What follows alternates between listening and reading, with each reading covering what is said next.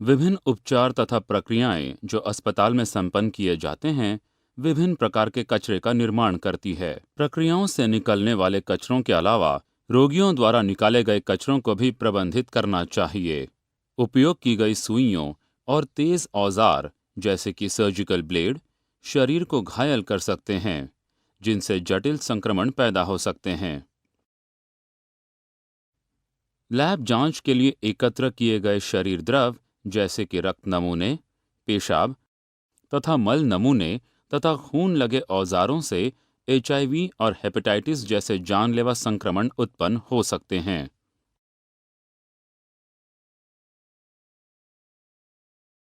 जिन रसायनों का इस्तेमाल कीटाणुनाशकों या मेडिकल प्रक्रियाओं के रूप में किया जाता है, वे उनके प्रयोक्ता के लिए परेशानी पैदा कर सकते हैं। डायग्नोस्टिक प्रक्रियाएं जैसे कि एमआरआई या सीटी स्कैन रेडियो सक्रिय पदार्थों का इस्तेमाल करते हैं और उनसे निकलने वाले कचरे रेडियो सक्रिय प्रकृति के होते हैं, जिनसे कैंसर जैसे रोग पैदा हो सकते हैं। आपके लिए ये काफी महत्वपूर्ण है कि आप दक्ष तरीके से उत्पन्न विभिन्न प्रकार के कचरों का प्रबंधन करें और अस्पताल में एक सुरक्षित वातावरण बनाए रखें।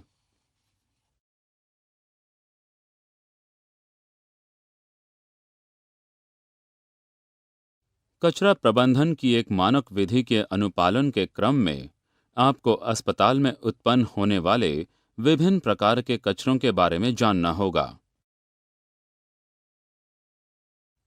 कचरों के प्रकार तथा उन्हें अलग करने की विधियां। अस्पताल से निकलने वाले विभिन्न प्रकार के कचरों को इस प्रकार वर्गीकृत किया जाता है। संक्रामक कचरे ऐसे कचरे होते हैं जिनमें मानव में संक्रमण उत्पन्न करने की क्षमता होती है।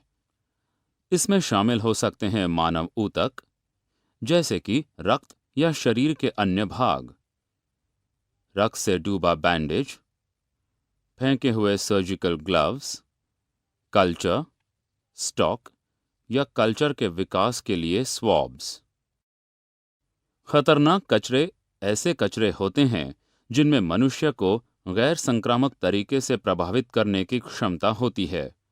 इस प्रकार के कचरे में शामिल होते हैं तेज औजार, जिन्हें आमतौर पर हम ऐसी वस्तु के रूप में परिभाषित करते हैं जो त्वचा में छिद्र कर सकता है या चिरा लगा सकता है, और इनमें शामिल हो सकते हैं सुइयां, सिरिंज, फेंके हुए सर्जिकल उपकरण जैसे कि स्कैल्पेल तथा नश्तर, कल्चर डिश व अन्य कांच की वस्तुएं। खतरनाक कचरों में मेडिकल तथा औद्योगिक रसायन भी शामिल हो सकते हैं। रेडियो सक्रिय कचरे ऐसे कचरे होते हैं जो न्यूक्लियर मेडिसिन चिकित्सा, कैंसर उपचार तथा रेडियो सक्रिय पदार्थों को प्रयोग में लाने वाले मेडिकल उपकरण से निकलते हैं। पैथोलॉजिकल कचरा ऐसा कचरा होता है जो रेडियो सक्रिय पदार्थों से संदूषित होता है और इसे संक्रामक कचरे की बजाय रेडियो सक्रिय कचरा के रूप में देखा जाता है। मेडिकल केंद्रों से उत्पन्न होने वाले कचरों में 95% हिस्सा सामान्य कचरों का होता है। सामान्य कचरा घरेलू या कार्यालय से निकलने वाले कचरे की ही तरह होता है, जिनमें शामिल होते हैं कागज, प्लास्टिक, तरल पदार्थ तथा अन्य पदार्थ जो पिछले 3 वर्गों में फिट नहीं बैठते।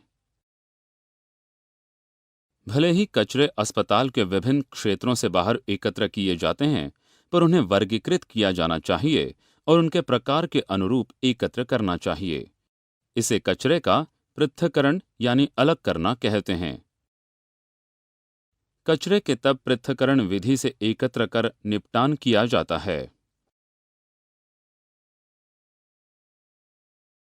कचरे का संकलन। मेडिकल कचरे को प्रशोधन यानी ट्रीटमेंट से पहले इस प्रकार एकत्र तथा भंडारित किया जाए कि उनकी लोगों या परिवेश के संपर्क में आने की संभावना न रहे। संकलन तथा भंडारण विधि कचरे के विशेष प्रकार पर निर्भर करती है। मेडिकल कचरे की पेटियां सामान्यतः लाल रंग की होती हैं, जिनमें बायोहैजर्ड शब्द लिखा होता है और व्यापक त्रिभुजाकार खतरे का चिन्ह छपा होता है। इस मानकीकरण से इन पेटियों को मेडिकल कचरे के रूप में तत्काल पहचाना जाता है। दोबारा इस्तेमाल योग्य संदूषित तेज वस्तुओं को छिद्ररोधी, बंद होने योग्य, अगल बगल तथा पेंदी में रिसाव मुक्त तथा लेबल लगे हुए अथवा पीले रंग वाले पेटियों में फेंकना चाहिए। दोबारा इस्तेमाल योग्य तेज वस्तुएं रक्त अथवा अन्य अत्यंत संक्रामक पदार्थों से संदूषित होती हैं, इसलिए इनका भंडारण अथवा प्रोसेस इस प्रकार न करें कि कर्मचारी उन्हें पेटियों में हाथ से छू दें।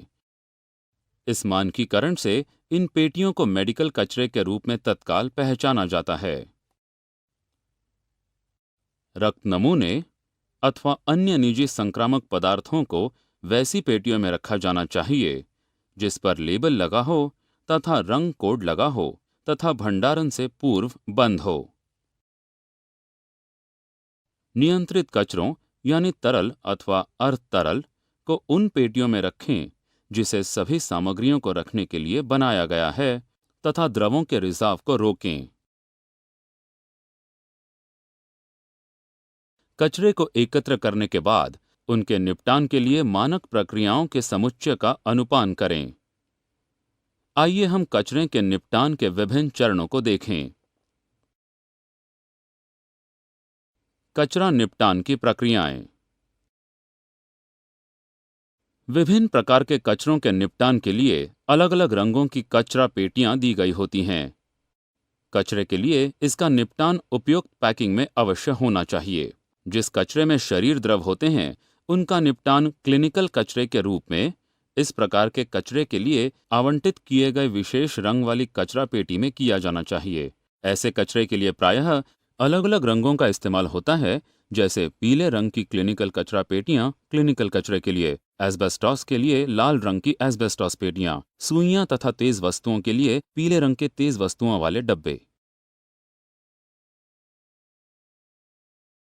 तेज वस्तुओं वाले डब्बे को ऊपर तक भरने की अनुमति नहीं होती, क्योंकि कर्मचारियों को सुइयां चुभने का खतरा रहता है। स्वास्थ्य देखभाल केंद्रों में तेज वस्तुओं वाले डब्बे को रोगी से दूर सुरक्षित स्थानों में रखे जाते हैं। मेडिकल कचरा वाले डब्बे के भर जाने पर बैग लाइनर तथा बॉक्स को सील करें और इसे उठाने के लिए सफाई कर्मचारी को सूचित करें। इन सभी पेटियों पर उचित ढंग से लेबल लगा होना चाहिए।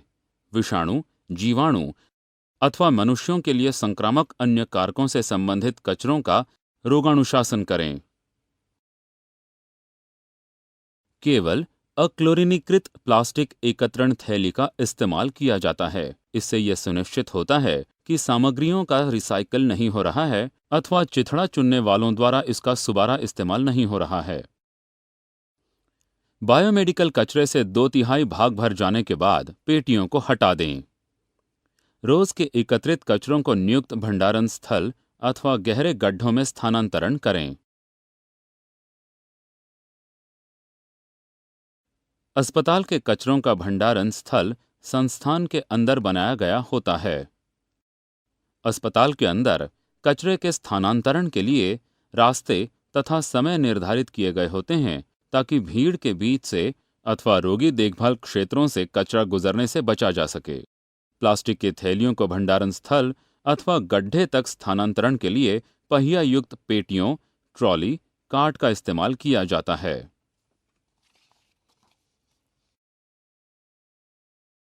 अनुचित कचरा प्रबंधन के खतरे। अस्पताल के अंदर कचरों के अनुचित प्रबंधन से संक्रमण के खतरे की स्थिति उत्पन्न हो जाती है। आपके लिए यह महत्वपूर्ण है कि आप अनुचित कचरा प्रबंधन के जोखिमों को समझें। फेंकी गई सुइयों तथा तेज वस्तुओं के अनुचित प्रबंधन से लोगों तथा सफाई कर्मचारियों के लिए स्वास्थ्य खतरा उत्पन्न हो सकता है।